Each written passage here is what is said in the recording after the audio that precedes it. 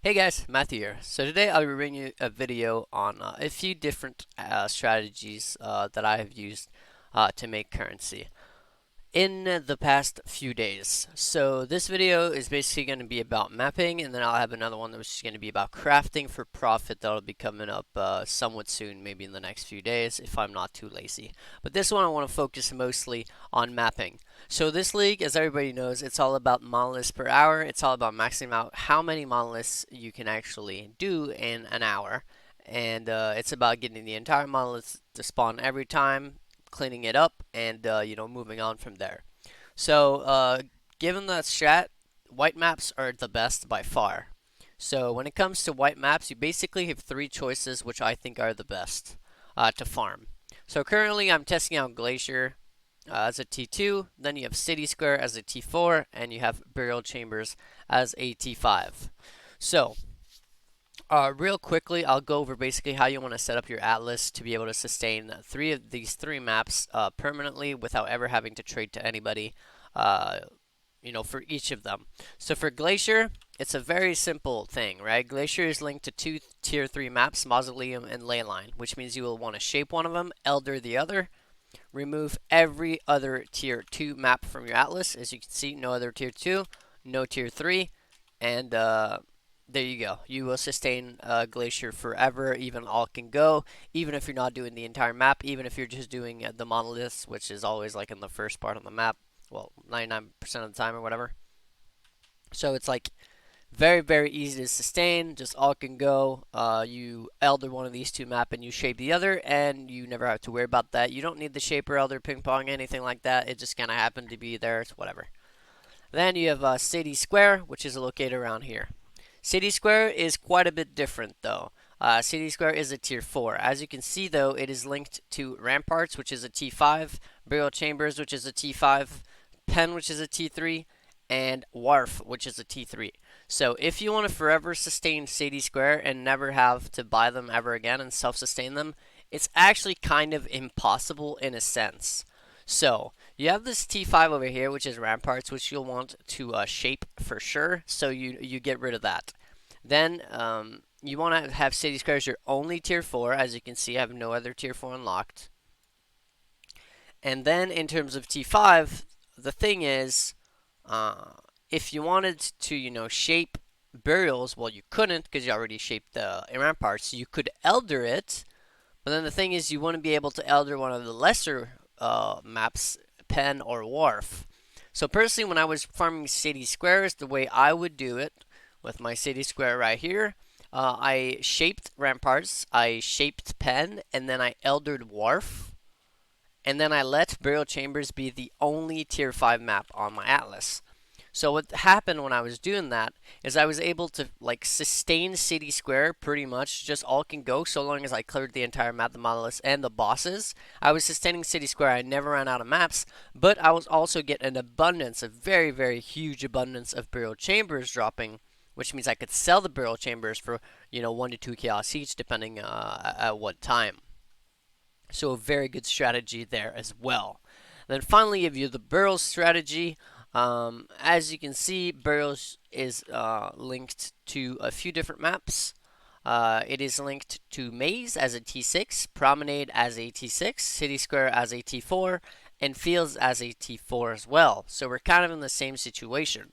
So personally, I rather be dropping City Squares than Fields, so I shaped my Fields. Then you have, the maze map and the promenade, which is both T6s. Therefore, you have to shape one and elder the other.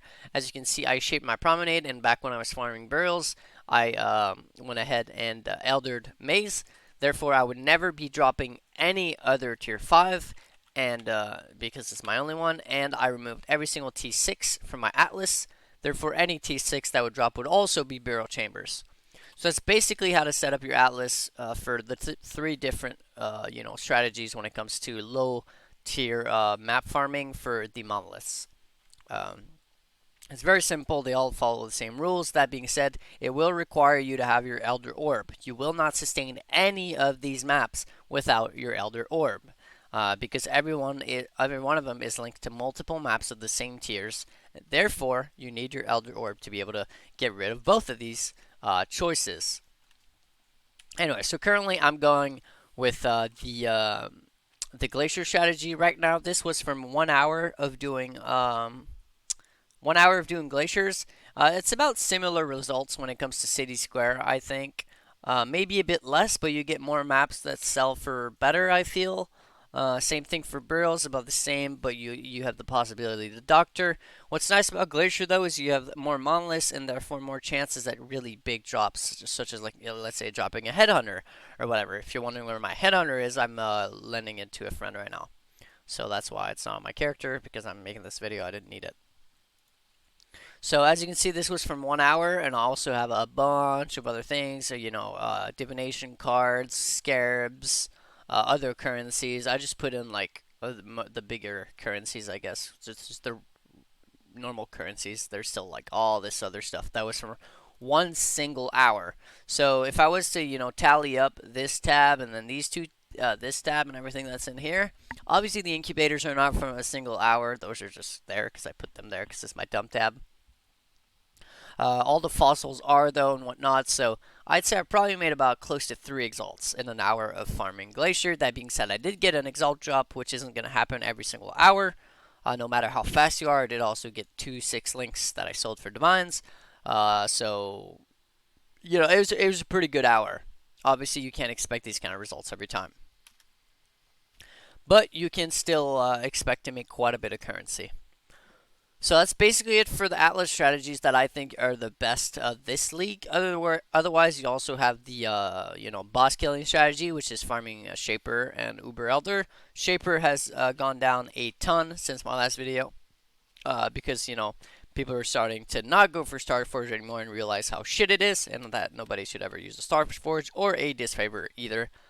Um, Maybe that's just my opinion, but it's just bad weapons, and you shouldn't use them, and you should not be paying whatever the price is for them, especially early in the league, with how easy it is to craft much better weapons for close to the same price, maybe a little bit more. All right. So then, what happened to the build? What I'm playing right now is a full AOE Cycloner. As it goes, as everybody's playing essentially.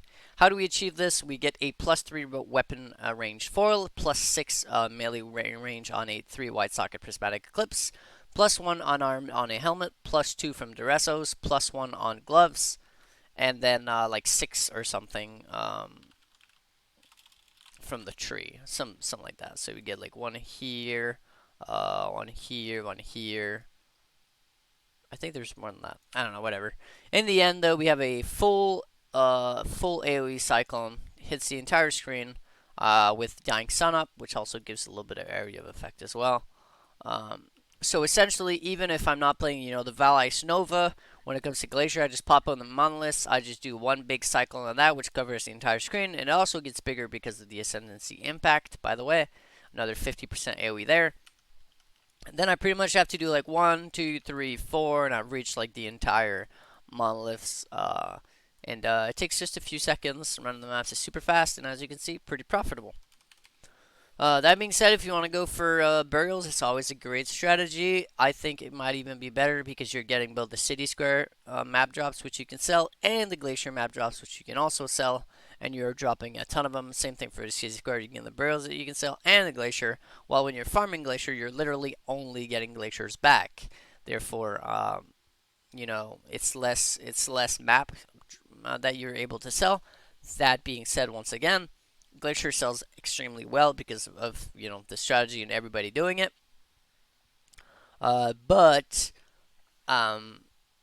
since you're not doing the entire map, you're skipping the bosses and whatnot, the sustain isn't as great as if you were doing other maps and full clearing them. Since you're just doing the monolith, you can sustain. As you can see, I've sustained just fine. I've never bought a single Glacier maps.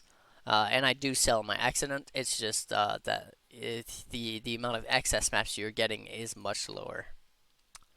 So that's it for the video. I'm going to go ahead and tease the next video. 3 days ago, in my currency tab, I had 0 exalts. No exalts whatsoever. And I decided to go on a little bit of a crafting journey. And to show you guys basically what that amounted to is a fat 200 and over 200 exalts and all the other stuff as well. for mostly crafting. So if you guys are interested in like knowing how I've been making upwards of 40, 50 exalts every single day crafting, stay tuned because that's going to be in the next video. So that's going to be Matthew signing out. Until next time. Peace.